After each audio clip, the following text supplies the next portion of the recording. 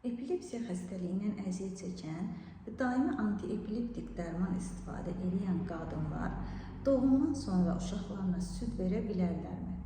Təkcə bizim ölkəmizdə deyil, dünya praktikasında da görünür ki, epilepsiyadan əziyyət çəkən qadınlar yeni doğulmuş körpələrinə süd verməkdə bir qədər narahatlıq yaşayırlar və əksəriyyəti ya ümumiyyətlə süd vermirlər, ya da çox erkən zamanda süd verməni kəsirlər. Bu ondan irəli gəlir ki, əksəriyyət vaxtı qadınlar süd vasitəsilə həmin antiepileptik dərmanların uşağa keçəcəyi qorxusu ilə erkən zamanda süd verməni bitirirlər.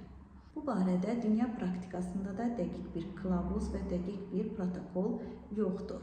Əsasən bir çox çalışmalar aparılıbdır və çalışmaların nəticəsində də daimi antiepileptik dərman içən qadınların süd verməsi ilə olan qadınların, belə deyim, uşaqları da nəzarət olunubdur. Dərman içməyən qadınların da normal əmzirmə ilə olan uşaqlarının 6 illik dönəm boyunca izlənilibdir. Bu müddət ərzində hər iki tip qrupda nə inkişaf problemləri, nə də əqli IQ düşüklüklərində bir-birindən irəli keçmə və ya geri qalma olmayıbdır.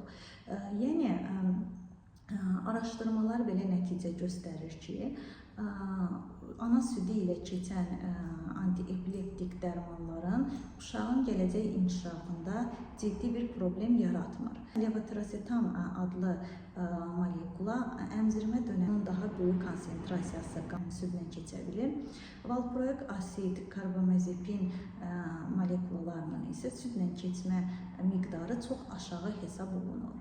Lakin hər bir halda südlə keçən dərman miqdarının uşaqda ciddi inkişaf problemi yaratmadığı görülür. Belə də hesab olunur ki, uşaqlar onsuz da ana bətnində anadan həmin o dərmanları aldıqlarına görə süd vermə ilə də davam etmək mümkündür. Mütəxəssislər ana südünün faydalı olduğunu nəzərə alaraq hər bir halda ana südü vermənin daha yaxşı olacağını tövsiyə edirlər. Lakin bununla bağlı dəqiq bir kılavuz, tam isbat olunmuş dəqiq bir nəzəriyyə olmadığına görə seçim hər zaman qadının özünə buraxılır.